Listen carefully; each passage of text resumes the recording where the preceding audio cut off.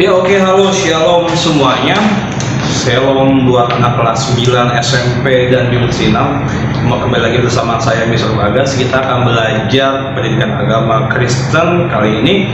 Ya, sebelumnya kita sudah mempelajari bagaimana tentang makna gereja dan makna umat gereja Allah yang baru, bahwa sesungguhnya adalah gereja yang benar, gereja yang dikhususkan oleh Tuhan, yaitu adalah diri kita sendiri, gitu, bahwa tubuh kita ini adalah bait suci dan gerejanya Tuhan, gitu. Makanya ini bisa dipraktekkan di masa pandemi ini, bahwa gereja tidak hanya gedungnya saja, gitu. Gereja adalah kita. Jadi ibadah pun di masa pandemi online, kita sudah membahas di video sebelumnya bahwa ibadah tidak harus di gereja. Bahkan dikembalikan lagi, ibadah bisa di rumah masing-masing dan membuat sebuah persekutuan keluarga itu menjadi sangat harmonis dan sangat tegang. Nah, di pembelajaran kali ini kita akan belajar video ketiga, yaitu video terakhir di bab 1. Kita akan belajar tentang gereja yang terbuka. Ini ada di bagian ini kita belajar pergumulan gereja, yaitu ada gereja yang terbuka, lalu ada pemahaman tentang ajaran yang benar, lalu ada gereja yang gagal menjadi teladan, yang terakhir hidup saling berbagi. Keempat dari pembahasan pokok kita kali ini mendasarkan pada gereja mula-mula yang sudah difirmankan oleh Allah, gitu. Jadi pada kita sudah membahas sebelumnya pada saat Roh Kudus tercurah, habis itu Matius, habis itu Petrus berkhotbah, 3.000 orang bertobat dan menerima diri dan membaptis diri, sehingga mereka membentuk sebuah persekutuan, saling berbagi dan saling menguatkan. Nah, kita langsung saja, sebelum kita langsung membahas lebih jauh dan lebih jauh tentang pembahasan ini, buat kalian yang belum siap, silakan kalian siap-siap dulu. Yang belum makan, silakan makan dulu. Yang belum minum, silakan minum dulu. Yang baru bangun, silakan cuci muka. Dan yang belum mandi, silakan mandi dulu. Ya, kalian bisa mempost video ini. Jika sudah siap, silakan lanjutkan play video ini. Oke, jika sudah siap, mari kita lanjutkan. Kita berdoa terlebih dahulu. Mari kita berdoa. Tuhan Yesus yang baik, terima kasih Tuhan atas karena kasih-Mu dan kemurahan-Mu gereja kami. Tuhan Yesus, sebentar lagi kami mau belajar tentang pergumulan gereja yang akan dibahas. Berikan kami hikmat, kepintaran, dan juga kecerdasan, sehingga kami bisa mengerti apa yang disampaikan oleh guru dan memahami tujuan maksud dari pembahasan ini. Tuhan Yesus, kau rapi bibir, telinga, hati, mulut hamba-Mu yang menyampaikan materi dan setiap firman yang disampaikan. Biarkan semuanya itu dapat diterima dengan baik, dan semuanya itu berkenan di hati-Mu. Tuhan Yesus, ampun atas setiap kesalahan kami dan dosa kami, Tuhan. Kami berdoa di dalam nama Tuhan Yesus. Amin. Oke, langsung saja kalian buka di halaman 5. Di situ sudah jelas perikopnya, yaitu gereja yang terbuka. Nah, pergumulan gereja ini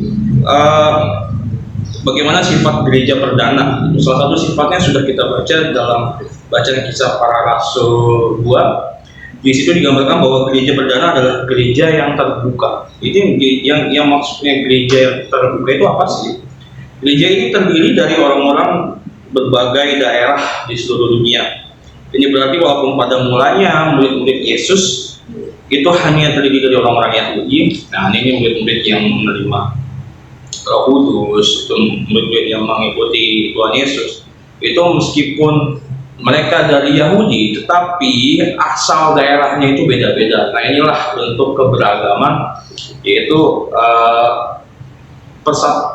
persatuan gereja meskipun berlatar belakang yang berbeda-beda. Jadi tidak hanya berlatarkan satu, gitu. Misalkan Yahudi dari Galilea semua gitu. Yahudi dari Betsaida semua gitu. Nah, bahkan setelah ini pun nanti gereja perdana itu sudah terdiri dari orang-orang yang berasal dari latar belakang dan bahasa dan budaya yang berbeda-beda, seperti itu. Bahkan murid-murid Yesus pun dulu meskipun orang Yahudi tapi latarnya beda-beda. Contohnya kayak Andreas dan Simon Petrus itu dari Betsaida, dan Yohanes itu dari Galilea, seperti itu. Nah, selain itu gereja perdana juga terbukti bagi kepemimpinan perempuan. Jadi gereja itu tidak hanya soal laki-laki, pendeta laki-laki, laki-laki di pemimpin, terus yang harus melayani laki-laki. Ada kepemimpinan perempuan, tokoh-tokoh perempuan yang sangat berpengaruh dan juga mengambil peran dalam setiap pembentukan gereja, pertumbuhan gereja. Itu ada Lydia di Kisah Para Rasul 16 ayat 14 dan 40, ada Priscilla ayat Kisah Para Rasul 18 ayat 2 dan 18, dan ada Yunia di Roma 16 ayat 7. Nah, ini contoh dari beberapa peran perempuan dalam mengambil tindakan dalam pertumbuhan gereja seperti itu. Nah, gereja juga selain bisa menerima perbedaan dari latar belakang dan juga dari suku, gereja juga dapat menerima orang yang fisiknya berbeda. Jadi gereja tidak hanya memandang dari satu fisik, satu ras, misalkan kulitnya putih, berperawakan baik, atau enggak gereja khusus orang ganteng mungkin, enggak gitu, atau enggak gereja khusus orang cantik, enggak gitu. Pokoknya gereja itu bisa menerima apapun dan siapapun. Seperti halnya contoh gereja bisa menerima orang cacat yang tidak sempurna untuk menjadi bagian dalam gereja gitu. Nah, contohnya ini ada di Kisah Para Rasul 8 ayat 27 sampai 40. Waktu itu dikisahkan Filipus membaptis seorang sida-sida Ethiopia. Nah, sida-sida ini apa sih? Sida-sida itu adalah laki-laki yang dikebiri gitu, Pak. Pada waktu itu laki-laki ini melakukan kesalahan sehingga dihukum kebiri seperti itu. Dalam aturan keagamaan Yahudi, orang yang dikebiri dilarang masuk ke bait suci dan mempersembahkan korban karena mereka menganggap dia itu tuh orang yang dikebiri dan orang yang melakukan kesalahan itu orang-orang yang berdosa dan orang-orang yang tidak layak masuk ke dalam ibadah, ke dalam gereja Tuhan. Padahal sejatinya Tuhan datang ke dunia untuk bagi orang yang berdosa supaya mereka bertobat seperti itu. Jadi jika gereja dikhususkan hanya menerima orang-orang kudus, maka tidak banyak orang yang bisa diselamatkan. Makanya gereja terbuka bagi siapapun dan bagi dalam keadaan apapun, bahkan sangat welcome bagi orang yang berdosa supaya dia bisa bertobat seperti itu, bisa dekat dengan Sang Cipta, dekat dengan Tuhan. Nah, bagaimana dengan gereja di masa kini? Banyak gereja di Indonesia yang terbentuk di dalam kelompok suku tertentu. Nah, ini ada sejarahnya. Nah, kenapa? Karena disebabkan oleh strategi penginjilan yang dilakukan oleh para misionaris Barat di Indonesia. Pada waktu itu penginjilan pertama itu dibawa oleh bangsa, kalau kalian tahu 3G, Glory, Gospel and Gold, yaitu bangsa penjajah datang ke Indonesia tidak hanya untuk dalam perebutan kekuasaan dan juga tidak hanya dalam perdagangan, tetapi ada di situ sebuah misionaris atau penginjilan. Nah, ini kalau kalian belajar sejarah tentang belajar tentang POC, kalian akan mengerti tentang 3G ini, Gold, Glory, dan Gospel kayak gitu. Nah, di sini para misionaris itu yang datang itu menggunakan strategi, yaitu pertumbuhan gereja yang berdasarkan dari budaya yang sama seperti itu. Nah, jadi misalkan misionaris ini datang ke sebuah daerah Jawa, maka dia akan membentuk sebuah persekutuan khusus Kristen orang-orang Jawa. Terus Kristen ini terus misionaris ini datang ke daerah suku Sumatera, misalkan datang ke Medan, bertemu mayoritas suku-suku Batak, nah maka membentuk khusus gereja suku Batak. Terus datang lagi datang ke sebuah daerah Jawa Barat, daerah Sunda, sehingga membentuk sebuah persekutuan yaitu gereja Pasundan. Itu khusus orang-orang Sunda semua tuh. Nah, itu banyak terjadi pada waktu awal-awal pembentukan dan juga pertumbuhan gereja seperti itu. Makanya di dalam hal seperti ini pun ada dampak negatifnya nih. Dampak negatifnya adalah kadang-kadang tercipta eksklusif gitu, kesukuan dari gereja-gereja tersebut. Dapat saja sebuah kelompok suku tertentu menganggap gerejanya lebih baik dan lebih hebat daripada kelompok suku yang lainnya. Nah, bahaya nih kalau dibentuk dari antar satu suku dengan suku yang lainnya, nanti yang akan timbul perbedaan gitu. Makanya jangan terbentuk dari dasar apapun seperti itu. Pokoknya sama-sama saling terbuka, sama-sama saling menerima. Nah, kelompok yang kenapa kamu akan gereja seperti itu? Semoga tidak ada. Hal ini sangat berbeda dengan gereja perdana yang kita lihat terbentuk di Yerusalem. Kelompok seperti itu jelas berbeda dengan gereja yang dicita-citakan Tuhan Yesus sebagai sebuah komunitas yang terbuka. Jadi kita harus tetap berprinsip dan tetap mempunyai pikiran bahwa gereja itu harus terbuka dengan siapapun, dengan latar belakang apapun, seperti itu. Jangan sampai berlandaskan ini itu. Tapi Mister, saya dari gereja ini, saya dari gereja itu. Jadi bagaimana Mister? Apakah salah? Tidak salah. Kalian tetap terus berkembang, gimana pun di gereja, di latar belakang kalian apapun, tetapi pikiran kalian harus open minded, harus terbuka gitu. Kalian boleh gereja dimanapun, tetap jalankan gereja yang saat ini engkau jalani dan engkau bertumbuh di sana. Tetapi makna tujuan pembelajaran ini supaya kalian tidak membeda-bedakan gereja, supaya kalian tidak membeda-bedakan pertemanan gitu. Jadi jangan sampai kalian menganggap gereja satu dengan yang lainnya itu berbeda. Gereja gue lebih hebat, ada ini itunya.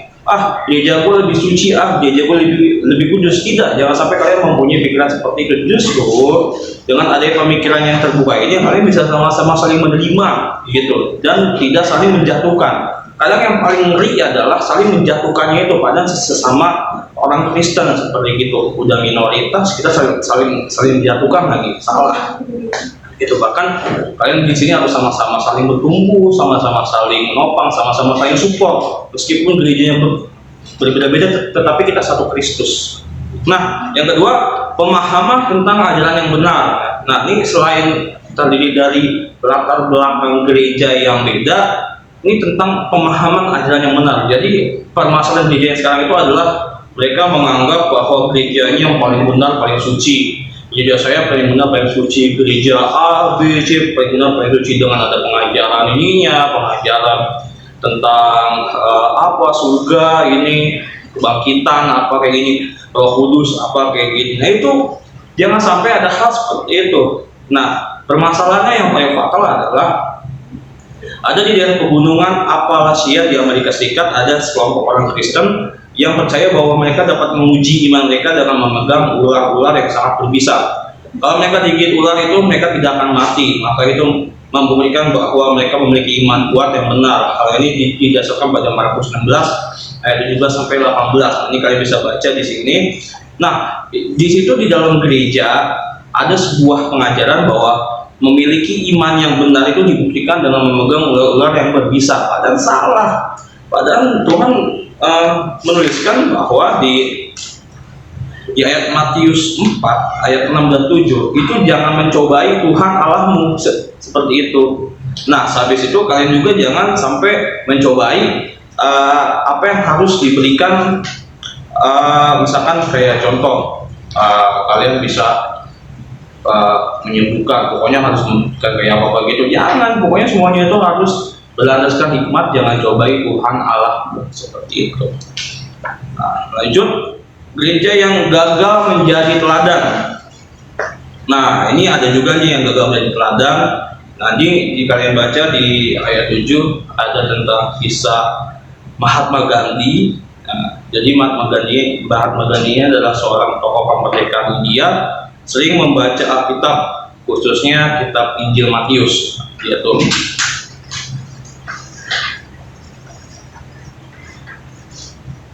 Oke, lanjut. Nah, Mahatma Gandhi seorang tokoh kemerdekaan India sering membaca Alkitab. Nah, ini Alkitab Matius. Ia sangat tertarik oleh ajaran-ajaran Yesus yang terdapat di dalam khotbah di bukit. Pokoknya di Mahatma Gandhi ini, dia pada masa muda di tahun 1920, beliau tinggal di Afrika Selatan, dan saat itu pemerintah Afrika Selatan menerapkan politik apartheid. Karena daerah Afrika itu sedang dijajah oleh bangsa Eropa, dan dia membuat suatu aturan bahwa kulit putih adalah kulit yang spesial, istimewa kaum Eropa, kaum penjajah. Kulit hitam itu kulit kaum yang dijajah berkasta rendah gitu. Itu ada kasta. Di dalam Eropa tuh masih ada ras kasta tuh. Jadi dia sering memandang hina orang kulit hitam. Itu dulu ya, waktu adanya politik apartheid. Seperti itu. Bahkan kalau kalian melihat kasus-kasus ras gitu, dalam sepak bola tuh ada yang di Eropa orang kulit hitam dihina supporternya gitu, hitam gitu. Nah itu kadang masih ada message yang salah kayak gitu di bangsa-bangsa Eropa kayak gitu. Nah ini kalian jangan sampai memandang ras putih hitam itu semua sama aja. Ada lagunya kok, hitam atau putih, kulit hitam kulit putih disayang Tuhan. Nah itulah lagunya. Nah jadi Mahatma Gandhi suatu waktu itu datang ke gereja, tetapi gereja kulit putih di Cape Town, ternyata ia ditolak karena warna kulitnya. Gitu. Padahal gereja itu tidak memandang perbedaan halusnya, gereja itu tidak melihat perbedaan warna kulit apa. Padahal gereja itu sudah terbuka gitu, tapi inilah yang membuat salah. Ini adalah manusianya. Makanya sehingga Gandhi kecewa dan mengatakan, I like your Christ, I do not like your Christian. Your Christian so unlike your Christ. Artinya aku suka akan Kristusmu, tapi aku tidak suka orang-orang Kristenmu. Orang-orang Kristen sangat berbeda dengan Kristusmu. Kalau itu saya sangat penting. Jadi Yesus itu mengajarkan kasih, jadi saling mengasihi, saling mengampuni. Tapi orang-orang yang waktu itu bangsa Eropa yang membuat suatu peraturan dan perbedaan hitam putih, jadi ada gereja kulit putih, itulah yang membuat fatal. Makanya Gandhi tidak suka dengan orang-orang Kristen, tapi Gandhi sangat menyukai Kristus. Nah, dalam acara apa lagi gereja dapat menjadi batu sandungan bagi orang lain. Nah, ini ada lagi di negara Pantai Gading di Afrika, berdiri Basilika Notre Dame de la Paix di Yamoussoukro atau Basilika Maria Ratu Perdamaian Yamoussoukro. Nah, ini gerejanya adalah gereja Kristen terbesar di seluruh dunia, dibangun oleh Presiden Felix Houphouët-Boigny. Kita bisa baca ini. Jadi batu sandungannya adalah dia mendirikan sebuah gereja yang megah, yang kalian baca ini sekitar menghabiskan 3 triliun lebih, tapi di negaranya, di orang sekitar itu sedang kesusahan. Jadi gereja yang bagus, yang megah, tetapi orang sekitar kesusahan, bahkan untuk makan pun susah. Ini sangat riskan, sangat ironi kayak gitu. Tidak boleh seperti ini, adanya suatu kesenjangan. Gedungnya yang bagus, tapi masyarakatnya tidak disejahterakan. Dan yang terakhir, hidup saling berbagi. Sebuah hidup yang sangat menarik diperlihatkan oleh gereja perdana, yaitu menjual harta milik mereka dan kemudian saling berbagi di Kisah Para Rasul 2 ayat 44-45. Nah, ini pun cara hidup ini sungguh menarik sebab sangat berbeda dengan setiap hidup sebagian orang yang materialistis. Jadi gereja mula-mula, gereja awal itu mengajarkan bahwa mereka tuh saling berbagi dan tidak melihat apa yang dia punya. Kalau zaman sekarang tuh ngeribat materialistis. Kadang apa yang kita pakai, apa yang kita punya itu menjadi sebuah nilai lebih bagi individu tersebut supaya dipandang lebih gitu. Padahal seharusnya gereja ajaran Kristen tidak mengajarkan ini. Jadi contohnya ada hamba Tuhan yang naik mobil sama naik motor perlakuannya beda. Hamba Tuhan yang menggunakan jas mahal sama jas murah perlakuannya beda. Semua sama gitu. Mau dia naik mobil, mau dia naik motor, mau dia pakai jas berbranded, mau dia pakai jas biasa, mau dia cuma pakai handphone biasa atau pakai handphone yang bagus, semua sama gitu. Jadi jangan sampai kalian mengejar materi-materi yang ada di dunia ini. Itu ada sebuah kesia-siaan dan sebuah kefanaan. Jadi jangan sampai kalian belajar untuk mempunyai gaya hidup yang lebih gitu. Bahkan ada Warren Buffett nih, seorang paling kaya dunia, dalam nasihatnya tentang bagaimana menjadi kaya, kalau orang tertentu selalu memilih merek pakaian yang dia beli. Padahal Buffett ini mengajarkan bahwa membeli pakaian yang seadanya, jangan lihat mereknya. Dengan itu kita bisa menjadi kaya. Benar. Jadi contoh, saya beli sepatu ya, kalian pasti sudah tahu ya, Orthosix, sepatu lokal buatan Indonesia gitu, itu murah cuma 3,5 sampai 400 gitu. Bagus kok, nyaman dipakai, buatan lokal lagi, saya bangga buatan lokal. Dibandingkan harus buatan luar kayak Nike, Adidas yang berjuta-juta. Ya saya bisa menghemat sekian ratus ribu, sisanya saya bisa beli yang lain gitu. Kalau nggak bisa beli makan atau apapun, dan bisa menambah wawasan atau menambah link saling berbagi gitu kan, misalkan kayak saya mau membagikan kemana dan ke siapa, seperti itu. Gaya hidup ini didasarkan pada kecukupan dari apa yang mereka butuhkan, karena apa yang diinginkan, kebutuhan dan keinginan tidak sama. Kita dapat menginginkan banyak hal, namun mungkin sekali banyak adalah sebetulnya kita tidak butuhkan. Ini ada sebuah ungkapan bahasa Inggris, live simply so other can simply life, artinya hiduplah sederhana agar orang lain dapat sekedar hidup. Bila kita hidup berlebihan, maka makan minum secara berlebihan melampaui batas kebutuhan kita, maka akan ada banyak orang yang hidup berkekurangan. Nah, ini maksudnya adalah berlebihan, apa yang akan berkekurangan, itu maksudnya kita lupa berbagi gitu, kita lupa mengasihi, kita lupa membagikan berkat kita. Apa yang lain semakin kekurangan, harus kita mempunyai kelebihan, kita membantu yang berkekurangan itu. Ini udah 20 menit lebih. Nah, ini ada refleksi, apakah kamu pernah berbagi, nanti kalian bisa baca. Nah, ini ada di halaman 10 ada beberapa pertanyaan, ya kalian baca saja. Jadi video ini ya menyimak. Jadi kalau kalian mau kerjakan silahkan gitu, karena tugasnya sudah di dalam rangkuman kemarin. Nah, ini rangkumannya kalian bisa baca. Dan ini ada nyanyian lagu. Nyanyian lagunya pun ya saya kurang begitu tahu, tapi saya hanya mengajarkan yang simpel yang mudah. Kayak gini lagunya. Dalam Yesus kita bersaudara, dalam Yesus kita bersaudara, dalam Yesus kita bersaudara, sekarang dan selamanya. Dalam Yesus kita bersaudara. Oke, cukup sekian pembahasan video kali ini. Kita tujuannya adalah, ingat, kalian harus menjadi gereja yang terbuka, gereja yang lebih baik bagi kalian sendiri dan juga baik bagi sesama antar orang Kristen, umat Allah yang percaya, dan bahkan menjadi berkat bagi mereka yang belum mengenal dan belum percaya, sehingga kasih Kristus terpancar dalam kehidupan kalian. Kalian tidak egois, kalian tidak membeda-beda. Kita berdoa. Ya Bapak, terima kasih atas gereja yang telah Kau panggil keluar untuk menjadi pelayan-pelayan-Mu. Tolonglah kami agar kami sungguh-sungguh menjadi alat-Mu di tengah-tengah dunia.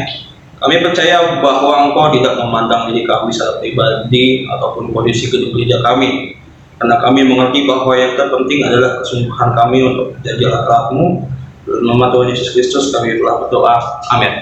Oke, cukup sekian dan terima kasih. Tuhan Yesus memberkati. God bless you.